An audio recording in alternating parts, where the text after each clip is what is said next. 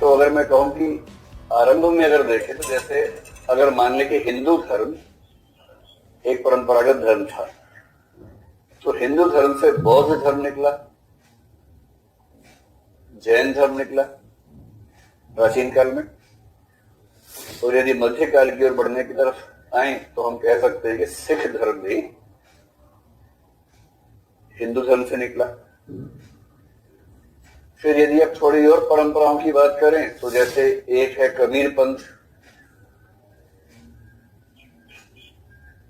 अभी कुछ दिन पहले आपने देखा होगा कि दिल्ली में एक खूब लोग नाराज थे क्योंकि उनका एक मंदिर तोड़ दिया गया था। मतलब कोर्ट के आदेश से मंदिर टूटा। उसके बाद जो रैदासी संप्रदाय है, संत रविदास कहें या रैदासी संप्रदाय कहें, वो भी एक कल्ट है जो इस समय दुनिया के कम से कम 60-70 देशों में प्रसिद्ध है। 60-70 देशों में रैदासी संप्रदाय एक्टिव है, कबीर पंथ एक्टिव है, ऐसे बहुत सारे संप्रदाय हैं। ये सारे संप्रदाय पैदा हुए थे हिंदू धर्म के विरुद्ध।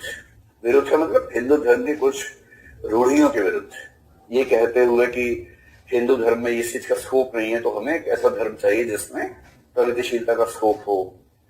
मतलब उसके पीछे के जो आर्थिक कारण है वो महत्वपूर्ण है। जैसे पशु हिंसा हिंदू धर्म में ज्यादा थी, तो पशु हिंसा से व्यापार को, खेती को नुकसान हो रहा था, तो कहते कि इससे जैन धर्म पैदा हुआ। बौद्ध धर्म भी कुछ मिलती जुलती वजहों से पैदा हुआ। तो हर एक के पीछे वजह है। इसी प्रकार से अगर आप थोड़ा सा दूसरी तरफ जाएं तो एक धर्म था यहूदी, जिनको हम सेमिटिक धर्म कहते हैं, सामी धर्म। उनमें सबसे पुराना धर्म है यहूदी धर्म, सबसे पुराना व्यवस्थित धर्म। यहूदियों से पहले भी एक शामी धर्म हुआ करता था जिससे यहूदी धर्म का विकास हुआ था।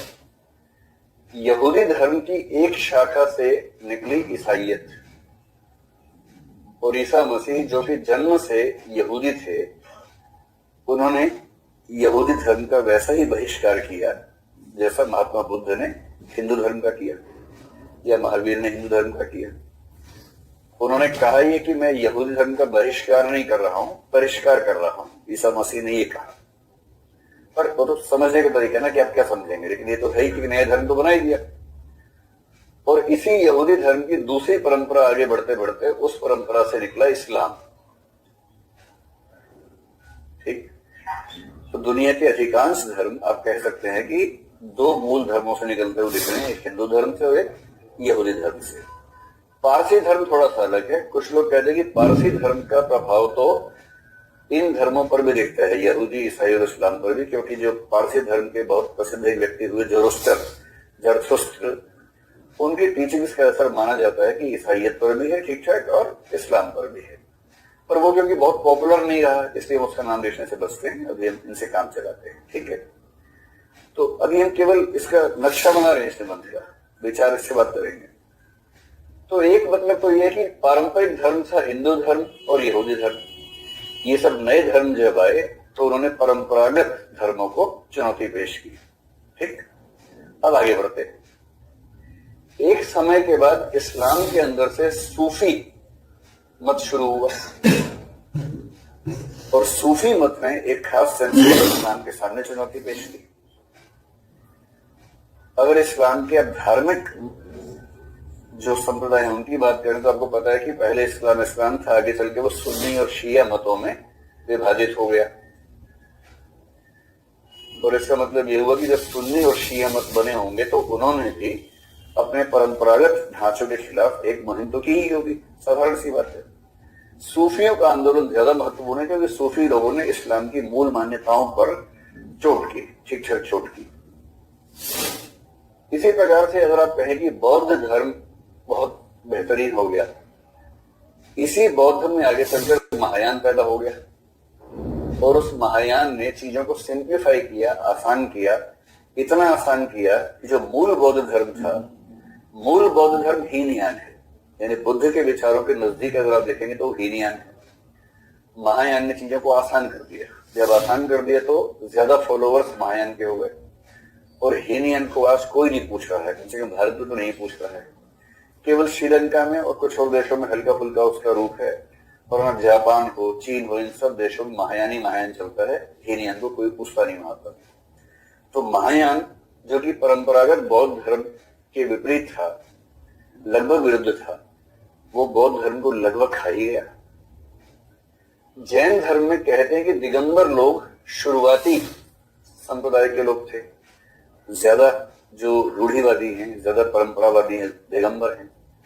उसके बाद सिंप्लीफाई करने के लिए श्वेतांबर संप्रदाय पैदा हुआ और श्वेतांबर संप्रदाय का प्रभाव ठीक ठाक बढ़ा। हालांकि दिगंबर का दबाव प्रभाव अभी भी कहते कि ज्यादा है, कि श्वेतांबर का भी प्रभाव इतना कम नहीं है।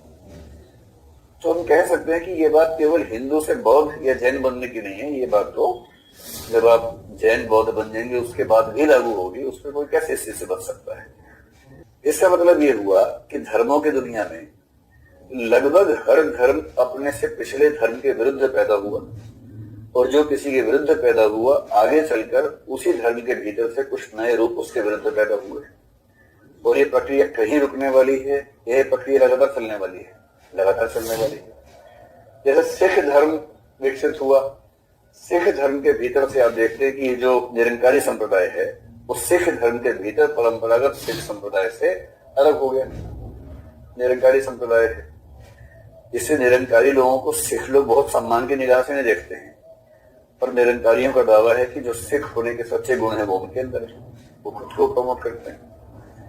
तो एक थीम तो ये समझ में आ गई कि अगर आप लंबा टाइम फ्रेम रखेंगे तो आज जो धर्म विद्रोही है कल को वो परंपरागत हो जाएगा और फिर उसके भीतर से कुछ नया विद्रोह पैदा होगा।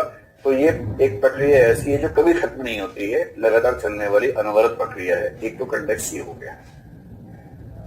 अगर आप पारंपरिक धर्मों को केवल वर्तमान में देखते हैं तो वर्तमान में नए धर्म उस तरह से पैदा नहीं हो रहे। नए धर्मों के पैदा होने की गति वैसी नहीं है आजकल, क्योंकि मनुष्य की धर्म में रुचि अब उतनी नहीं है जितनी एक जमाने में हुआ करती थी। जिस जमाने में विज्ञान था ही नहीं, तकनीक थी ही नहीं, उद्यम थे ही नहीं, न लोकतंत्र था, न पूंजीवाद था, उस समय मनुष्य की मूल रुचि धर्म में थी। और जब धर्म में ही मूल रुचि तो रात दिन उसी में लगातार लगे रहना है, तो धर्म के नए रूप भी सामने आएंगे।